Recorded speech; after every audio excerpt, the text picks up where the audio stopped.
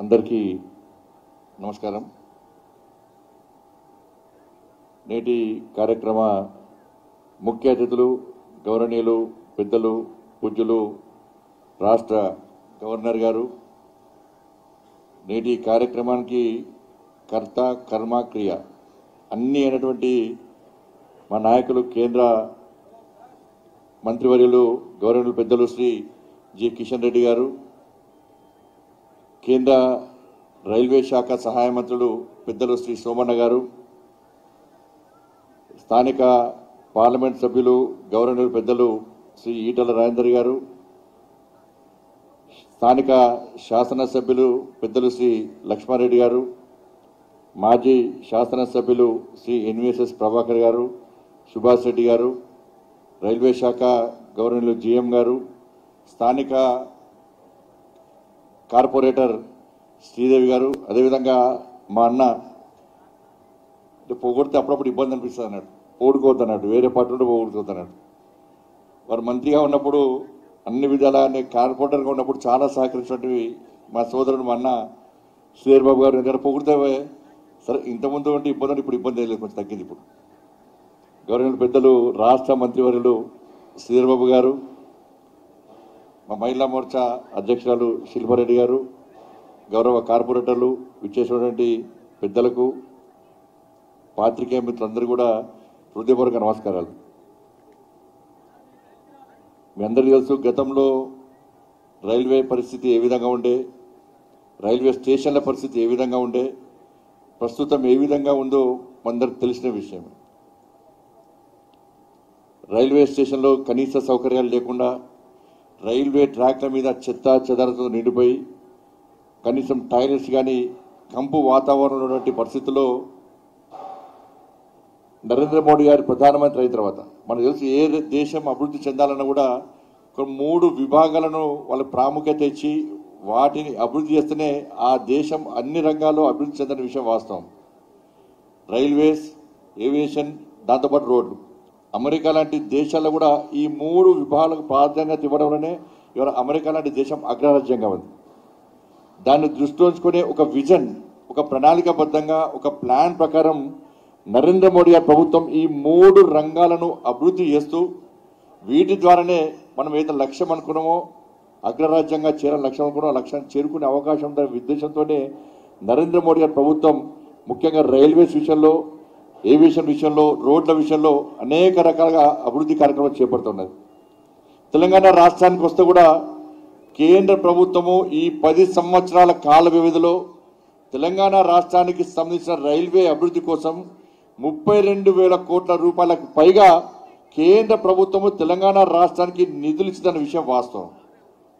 కేవలం ఈ ఒక్క ఆర్థిక సంవత్సరంలోనే 5,000 కోట్ల రూపాయలకు పైగా కేంద్ర ప్రభుత్వం రైల్వేస్ కోసం నిధులు ఇచ్చింది.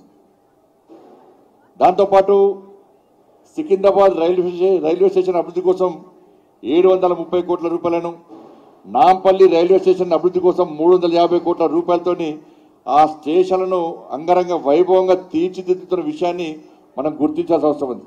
5 వందే భారత్ ట్రైన్లు ఇష్టం. దాంతోపాటు అమృత్ పథకం కింద 2,000 కోట్ల రూపాయలకు పైగా ఖర్చు పెట్టి ఈ దాదాపు 40 రైల్వే స్టేషన్లను అభివృద్ధి చేస్తున్న విషయం మనం గుర్తించాల్సిన అవసరం ఉంది. కాబట్టి ఏ రంగంలో చూసినా కూడా ఇవాళ మనం అభివృద్ధి చేస్తున్నాం. ఇవాళ ఈ చెర్లపల్లి టెర్మినల్, నాకు ఒక చిన్న సంఘటన గుర్తొస్తుంది. మా ఎన్విఎస్ఎస్ ప్రభాకర్ అన్నప్పుడు ఎమ్మెల్యే ఉండే. ఈ చెర్లపల్లి రైల్వే టెర్మినల్తో నాకు ఆయన గొడవైంది. ఆయన ఇప్పుడు శాసనసభ్యులు ఉన్నప్పుడు నేను ఫోన్ చేసిన, ప్రభాకర్కి ఫోన్ చేసిన, చిన్న పని ఉందన్నా, నేను కార్పొరేటర్ను, కరీంనగర్ కార్పొరేటర్ను, సంజయ్ మాడుతున్నాడు, సార్ అర్జెంట్ రా అంటే హైదరాబాద్కి వచ్చిన. ఈ అప్సిగూడలో ఒక బేకరీలో కూర్చున్నాడు. నేను పోయి గంట సేపు అయింది. ఒక్క పోలీస్ స్టేషన్ కమిషనర్ గారు ఫోన్ చేయాలని చెప్పి అన్న, గంట సేపు నిలబెట్టినాను. ఈ నిలబెట్టి ముందర పెద్ద మ్యాప్ పెట్టుకున్నాడు. ఈ ప్రభాకర్కి బాగా అహంకారం వచ్చిందని చెప్పి అలిగిపోయినా. నేను పోయినాక మళ్ళీ 2 అవర్స్ అంతా ఫోన్ చేసి నాకు ఫోన్ చేసి అర్జెంట్ రా అని హైదరాబాద్ రానన్నా అని అలిగినా అని చెప్పి, లేదు భాయ్ సాబ్ మా దగ్గర చెల్లపల్లి టెర్మినల్ పెడుతున్నాం, మేము దానికోసమే చాలా సీరియస్గా ప్లాన్ చేస్తున్నాం, ఆ పెద్ద మ్యాప్ అదే, నువ్వు ఏమనుకోకు తిట్టుకోకు జల్ది రా అంటే మళ్ళీ వచ్చినాడు. అంటే నాకు ప్రభాకర్ నిలబెట్టించింది చెల్లపల్లి టెర్మినల్ రైలు. కాబట్టి అందుకే ప్రభాకర్ గుర్తొస్తూ ఉంటారు ఆ విషయంలో. కాబట్టి 430 కోట్ల రూపాయలతోని ఇవాళ అత్యాధునికమైనటువంటి ఇలా టెర్మినల్ మనం ఏర్పాటు చేసుకుని నిజంగా చాలా సంతోషం. ఎస్కలేటర్స్ కానీ ఇలా అన్ని రకాల సదుపాయాలతో ప్లాట్ఫామ్స్ కానీ అన్ని సౌకర్యాలు కల్పించడం నిజంగా చాలా సంతోషం. కాబట్టి కేంద్ర ప్రభుత్వము రాష్ట్ర ప్రభుత్వం కలిస్తేనే అభివృద్ధి సాధ్యం అనేది వాస్తవం. ఇప్పటి వరకైతే రాష్ట్ర ప్రభుత్వం సరే ఇంతతో సహకరిస్తున్నది. రాబోయే రోజుల్లో కూడా కేంద్ర రాష్ట్ర ప్రభుత్వాలు రాజకీయాలన్నీ పక్కబెట్టి సహకరిస్తుంటే ఇటువంటి అద్భుతమైనటువంటి బ్రహ్మాండమైనటువంటి అభివృద్ధి కార్యక్రమాలు జరగడానికి ఆస్కారం ఉంటుంది. నరేంద్ర మోడీ గారి ప్రభుత్వము తెలంగాణ రాష్ట్ర అభివృద్ధికి సహకరించడానికి పక్కా సిద్ధంగా ఉంది. ఇవాళ నేషనల్ హైవే కోసం గతంలో అటల్ బిహారీ వాజ్పేయి గారి ప్రభుత్వం ఏర్పడిన తర్వాత వాజ్పేయి గారి నేతృత్వంలో ఇలా చతుర్భుజి పేరుతోని నేషనల్ హైవేస్ నిర్మాణం చేపట్టాం. నరేంద్ర మోడీ గారి ప్రభుత్వం ఏర్పడిన తర్వాత నరేంద్ర మోడీ గారి నేతృత్వంలో రైల్వేస్ కానీ ఏవియేషన్ కానీ ఇలా రోడ్స్ విషయంలో పక్కా సహకరిస్తున్నాం. తెలంగాణ రాష్ట్రానికి దాదాపు 1,00,000 కోట్ల రూపాయలకు పైగా నేషనల్ హైవేస్ కోసం ఇలా కేంద్ర ప్రభుత్వం సహకరిస్తున్నది. ఇలా గ్రామీణ సడక్ యోజన కింద రోడ్ల నిర్మాణం చేపడుతున్నాం. సిఆర్ఎస్ ఫండ్స్ కింద రోడ్ల నిర్మాణం చేపడుతున్నాం.